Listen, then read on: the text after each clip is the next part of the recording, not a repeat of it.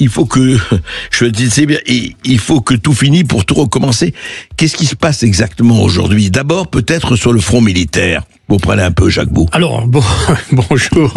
Sur le front militaire, eh bien, beaucoup a été dit, mais pour simplifier les choses, les Ukrainiens, d'abord, il faut savoir que, si vous lisez d'ailleurs mon livre « Guerre et paix » qui a été publié en octobre de l'année passée, je parlais déjà d'une offensive possible contre Koursk. En fait, il y avait 3 offensives qui étaient pour la fameuse contre-offensive que vous avez évoquée. Les Ukrainiens avaient 3 directions privilégiées. La direction de Kherson, celle de Zaporozhye et celle qui était située entre Belgorod et la frontière du Bélarus, qui, en fait, est sur Koursk. Et en fait, si on regardait les rapports de force qui ont fuité par les services de renseignement américains, on s'apercevait que les rapports de force qui étaient les plus favorables aux Ukrainiens étaient dans la région de Koursk. Mais ils n'ont pas attaqué à Koursk. Et pourquoi ils n'ont pas attaqué à Koursk? Pour une raison très très simple, c'est que le terrain ne s'y prête pas. Le terrain ne se prête pas à des grandes opérations mécanisées. C'est un terrain d'infanterie qui se prête à des opérations d'infanterie, en fait, des incursions d'infanterie, mais pas à des incursions mécanisées. Et c'est la raison pour laquelle les Ukrainiens se sont tournés vers Zaporozhye et ont essayé de faire ces grandes opérations avec le matériel, les chars qu'ils venaient de recevoir des Américains et des Allemands notamment. Enfin, pas seulement. Les Abrams et autres. Exactement. Non. Et les Léopard 2, et voilà. Ils avaient reçu de l'Europe. Donc, ils se sont allés à Zaporozhye, ils se sont cassés la figure à Zaporozhye, et maintenant, en réalité, ils font plus ou moins ce qu'ils avaient déjà eu à l'esprit de faire, c'est-à-dire attaquer la région de Koursk. Avec une autre idée, cependant, et d'ailleurs, je l'avais écrit dans mon livre à l'époque-là, donc il y a plus de presque une année.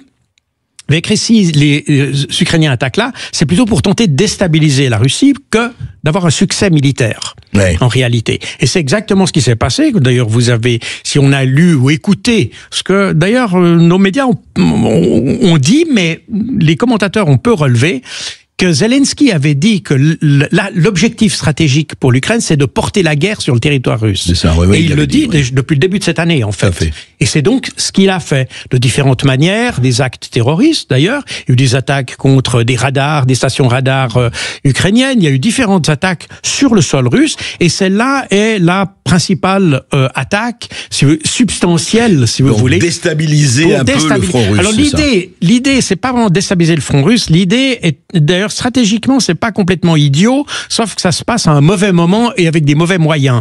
Mais l'idée générale n'est pas mauvaise, c'est-à-dire, c'est de dire, si on amène la guerre sur le territoire russe, ça va déstabiliser le pouvoir politique de Poutine. Oui, parce que la population... si on n'a pas l'argent et les moyens. Alors voilà, et c'est là qu'est le problème, parce qu'il faut une adéquation entre l'idée stratégique et les moyens qu'on met en œuvre. Et c'est là où les Ukrainiens ont finalement frotté, si j'ose dire. Parce que l'idée, à la base, elle n'est pas mauvaise, mais voilà, ils n'ont pas les moyens de le faire.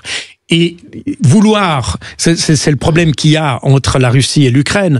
Vous pouvez pas faire une guerre d'attrition avec la Russie si vous avez moins de moyens que la Russie. Oui, c'est ça. Voilà, la Russie a les moyens de se payer une guerre d'attrition. Là, c'est pas le cas. Exactement. Et alors, comment expliquer justement, Jacques Beau, en même temps, c'est très intéressant. On le voit très bien ce qui se passe et qui se passe au niveau du Donbass. Enfin, on peut dire, sans être taxé de prendre parti ou de choisir un camp, que pour le moment, la situation est plus favorable aux Russes qu'aux Ukrainiens. Ah, très clairement. Et ça, pour des raisons tout simplement arithmétiques.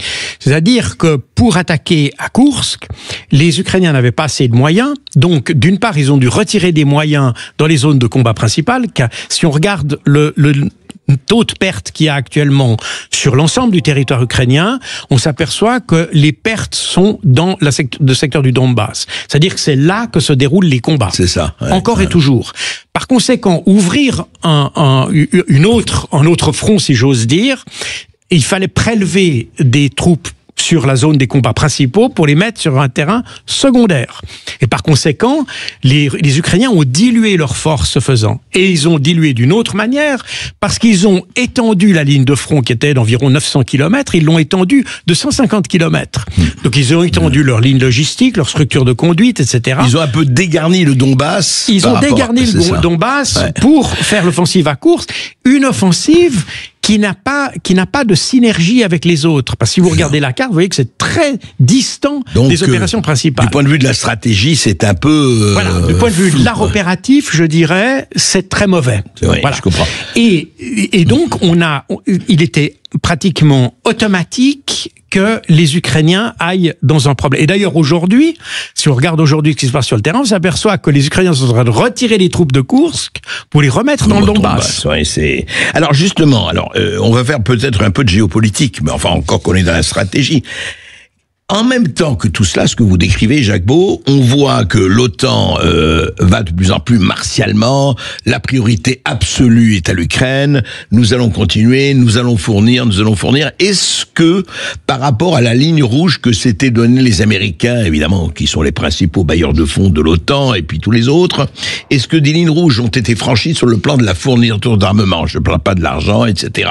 Et d'où vient? Est-ce que c'est parce qu'ils se rendent compte, parce que comme vous, comme d'autres, que la situation n'est pas aussi favorable, que les discours martiaux sont de plus en plus martelés? Alors oui, et d'ailleurs, vous avez cité mon livre « L'art de la guerre russe ». Là-dedans, il y a une description très factuelle de toutes les lignes rouges qui ont été franchies par les Occidentaux. Au départ, ils voulaient pas fournir d'aide militaire à l'Ukraine. Ils l'ont fait. Ils voulaient pas fournir de missiles. Ils l'ont fait. Ils voulaient pas fournir de chars. Ils l'ont fait. Bref, c'est eux qui ont défini ces lignes rouges. C'est pas les Russes.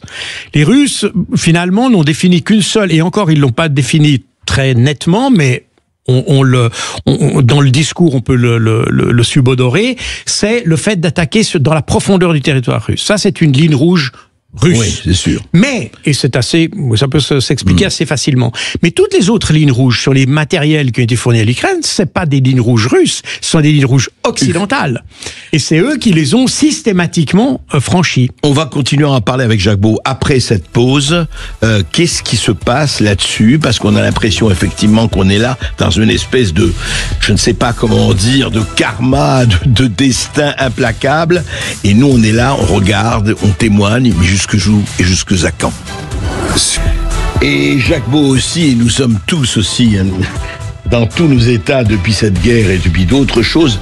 Alors, on était en train de parler de l'attitude de l'Amérique, de l'OTAN, de l'Europe. Jacques Beau, on voudrait savoir, parce qu'on entend, encore une fois, on a commencé à parler de ces bruits de bottes de ces attitudes et ces effets de manche, qui ne sont pas seulement des effets de manche. Au fond, aujourd'hui, est-ce qu'il y a, vous rencontrez beaucoup de gens, m'avez dit d'ailleurs, entre parenthèses, que vous avez parlé il n'y a pas si longtemps avec Robert Kennedy Jr., qui, comme on le sait, a rejoint Trump. Mais aujourd'hui, est-ce que, non pas peut-être dit ouvertement, est-ce qu'il y a un changement d'attitude de l'Occident, en général, de l'OTAN et de l'Amérique en particulier, vis-à-vis de la guerre?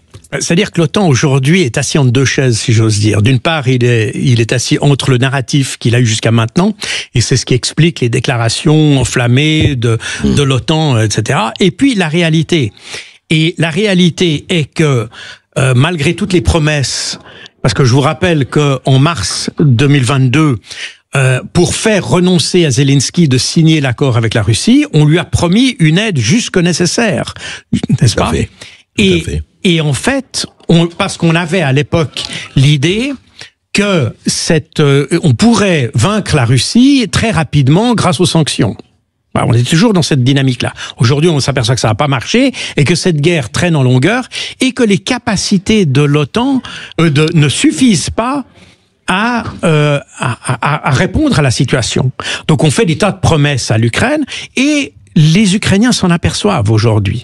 Et d'ailleurs, tout récemment, les Ukrainiens ont demandé des nouveaux missiles ATACMS pour attaquer dans la profondeur du territoire russe. Les Américains ont dit, on en a tout simplement plus, parce qu'ils sont plus fabriqués. Ils sont tout simplement plus fabriqués. Ils peuvent pas les fournir parce qu'ils sont plus fabriqués.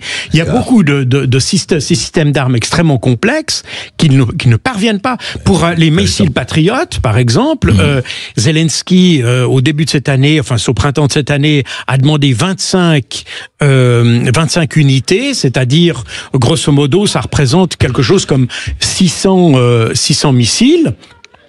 Eh bien, l'OTAN n'était pas en mesure de les fournir. Ils ont dû racler les fonds de tiroir. Lorsque le président tchèque, Pavel, a fait cette initiative de fournir à la fin mars ou fin avril de cette année, lui fournir 1 million d'obus pour l'Ukraine, n'est-ce pas? Ils sont finalement, en raclant les fonds de tiroir, à avoir 300 000, en raclant dans le monde entier, 300 000, et encore, beaucoup de ces obus étaient totalement inopérants parce qu'ils avaient été mal stockés pendant des années. Donc l'OTAN n'a plus les capacités. C'est ça, c'est-à-dire qu'il y a un problème de moyens. Il y a un problème de moyens. Puis ensuite, il y a un problème structurel. L'OTAN ne peut pas s'engager. Pour ça, quand on dit l'OTAN, moi, j'ai dit, soyez prudents avec cette expression. Pourquoi il ne peut pas s'engager ? Parce que l'alliance n'est pas impliquée. Et si l'alliance était impliquée, ça aurait des conséquences beaucoup plus grandes.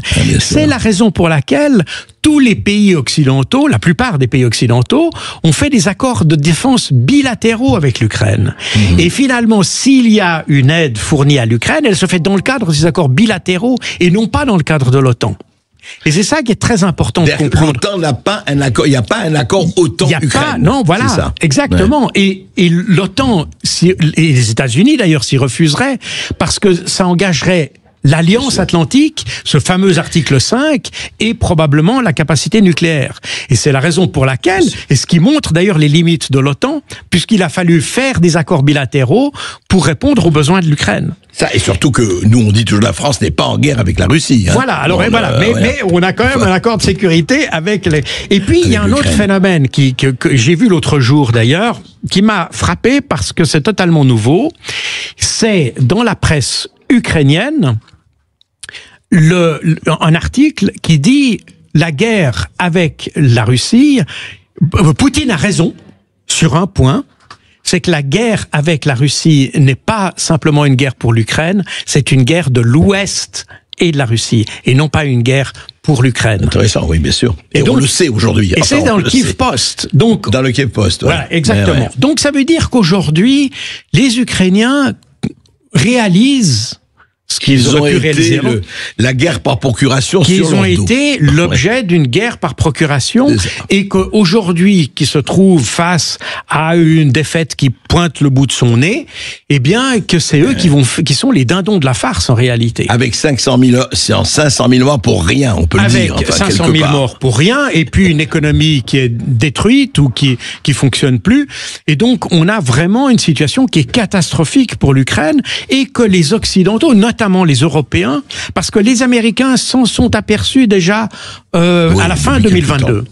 Mais les Européens commencent vraiment à s'en apercevoir. Les Européens.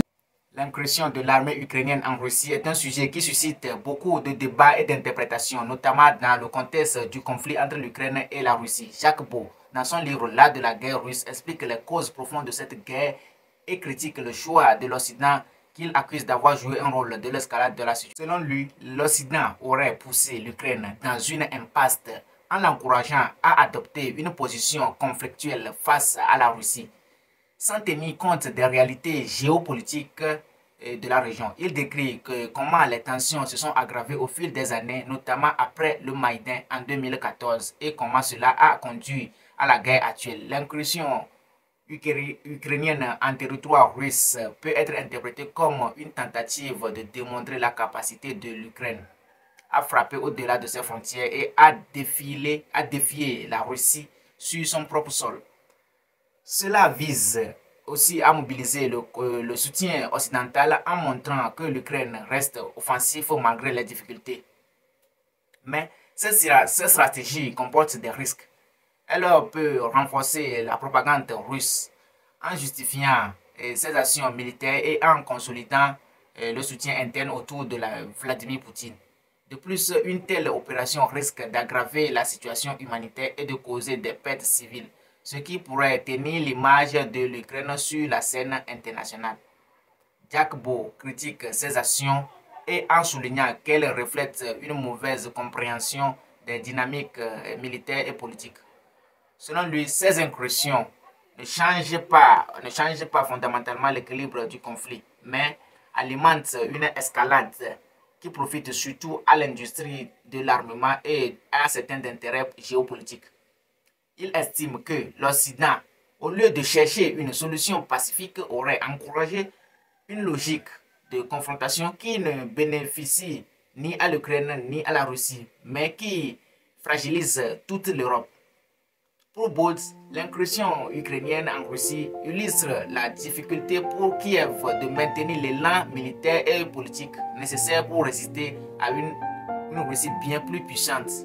Il critique aussi les médias occidentaux qui se sont, lui, minimisés et les pertes ukrainiennes et présentant ces actions comme des succès stratégiques alors qu'elles pourraient être contre-productives.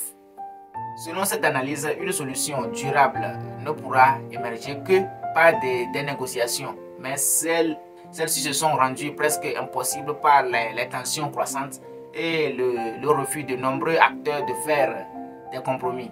En résumé, l'incursion ukrainienne en Russie n'est pas seulement une manœuvre militaire. Elle reflète un choix stratégique de l'Ukraine et de ses alliés occidentaux dans une guerre où chaque action semble approfondir les fractures et éloigner la possibilité de paix. Jacques Beau met en garde contre ces stratégies en affirmant que continuer sur cette voie risque de plonger indéfiniment le conflit au détriment des populations des deux côtés. Si vous avez aimé la vidéo, n'hésitez pas à vous abonner et d'activer